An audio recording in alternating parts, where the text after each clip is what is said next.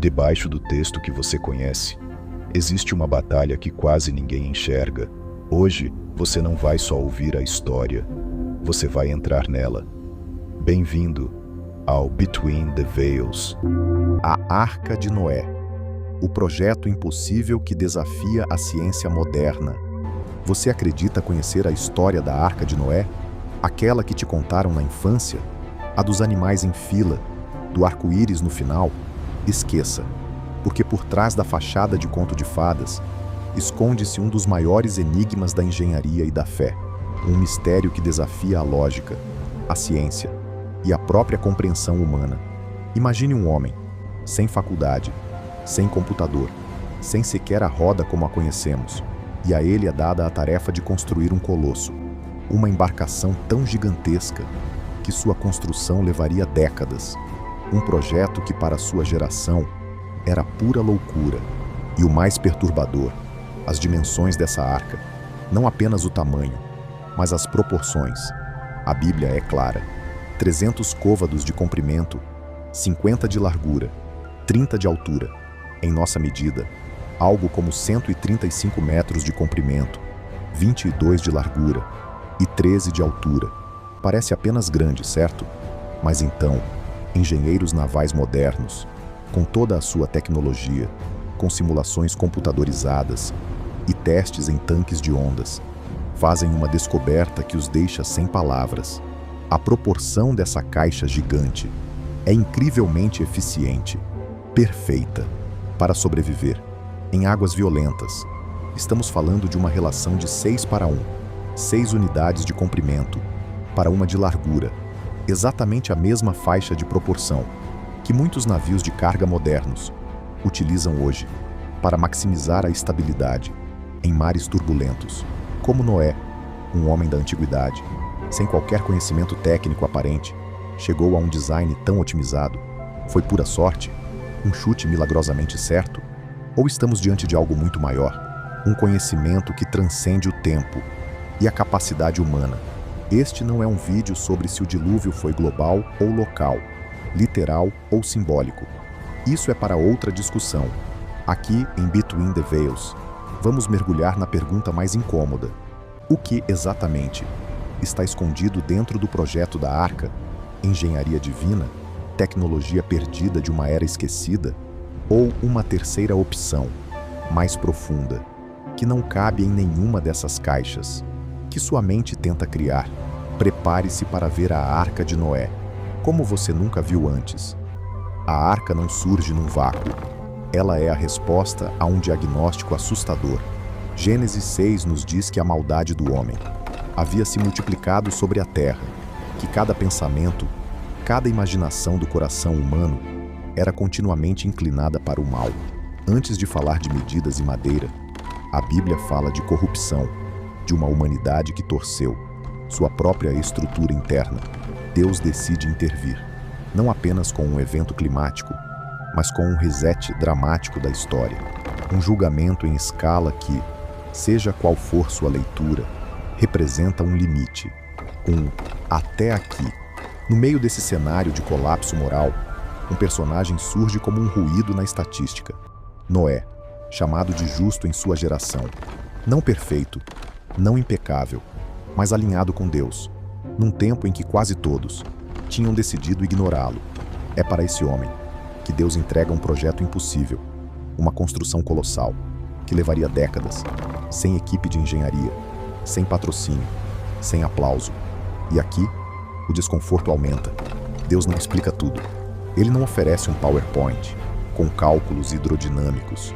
Ele fala em côvados, em andares, em betume, em compartimentos, e espera a obediência. Noé constrói uma solução para um problema que ele nunca viu antes. Não há registro de um dilúvio igual. Não há cases de sucesso para ele copiar. Ele trabalha anos num protótipo que ninguém acredita que será necessário. Você consegue imaginar a tensão enquanto as pessoas vivem o cotidiano, casam, comem, bebem, riem da obsessão daquele velho que constrói um navio gigante em terra seca. Noé carrega uma tensão que poucos aguentariam. E se eu estiver ouvindo Deus certo e todo mundo estiver errado? Você percebe? Antes de ser engenharia, a arca é um altar de obediência. É a materialização de uma fé que decide agir antes de compreender tudo.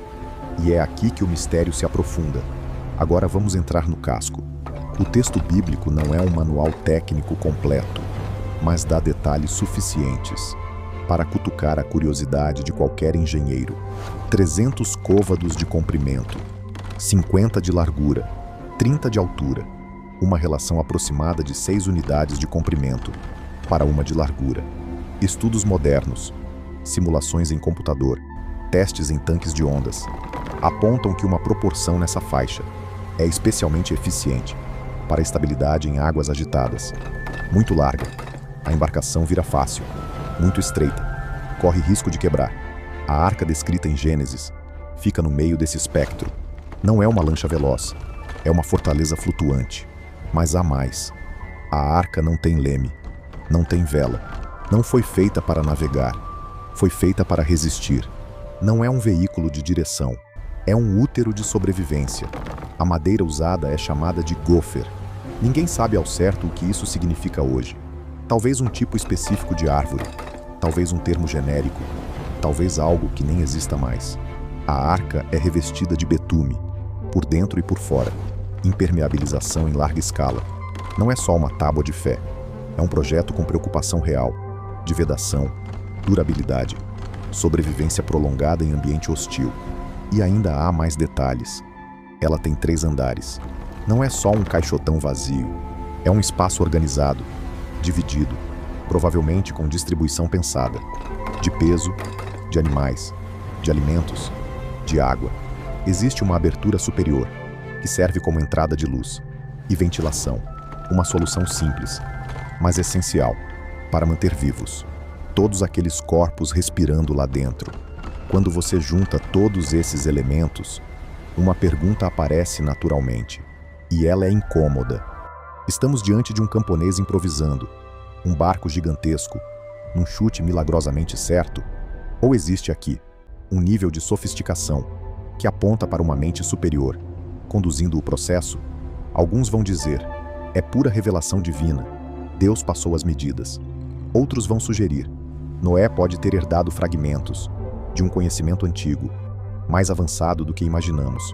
Mas talvez, se você for fundo o suficiente, perceba que o verdadeiro mistério não está em escolher uma dessas opções, e sim em encarar a possibilidade de que Deus tanto inspira quanto usa o que já plantou na inteligência humana. E isso abre uma nova camada de mistério. Você pode passar horas debatendo se caberiam todas as espécies de animais na arca. Alguns vão argumentar que o texto fala de tipos básicos, não da classificação moderna de espécies. Outros vão ironizar a logística de alimentação, limpeza, organização. Você pode gastar energia discutindo se o dilúvio foi global, cobrindo literalmente toda a Terra, ou se foi um evento regional catastrófico, que para quem viveu, tinha cara de fim do mundo.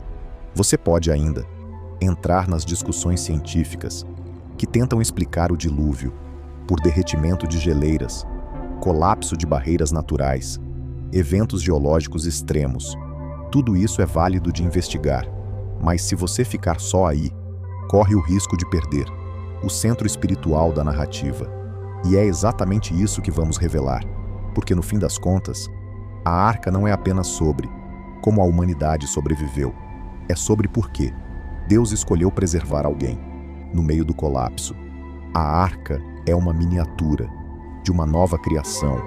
Lá dentro, um microcosmo de vida flutua sobre o caos das águas, esperando o momento em que a terra vai emergir de novo.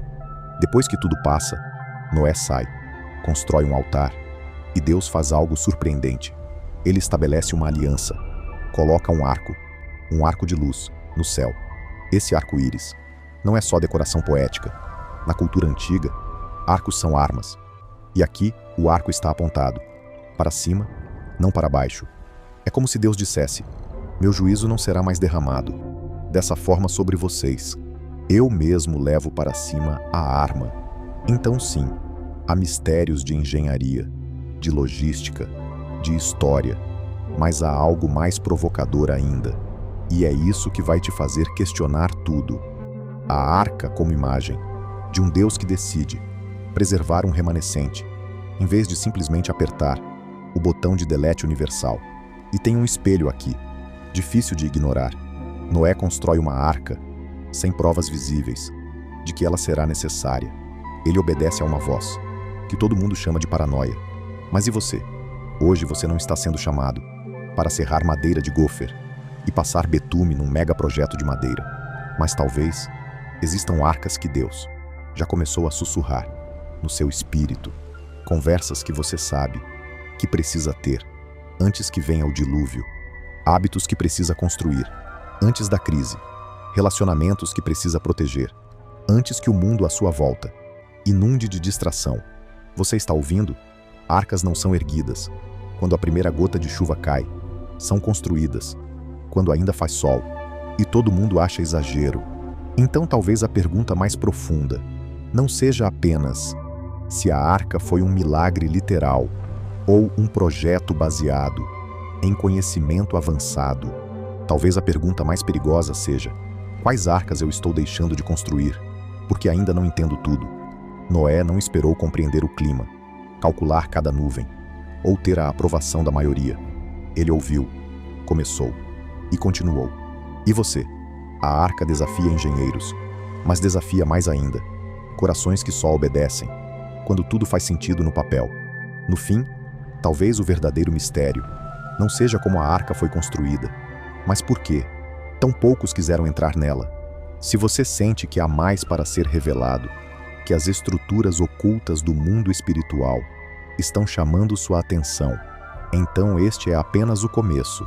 Continue explorando Between the Veils, porque a verdade está sempre além do que seus olhos podem ver. A história termina aqui, mas o quarto em que você escolhe continua te esperando. Que você lembre quem está no centro quando ninguém mais estiver olhando. Nos vemos no próximo episódio, Entre os Véus.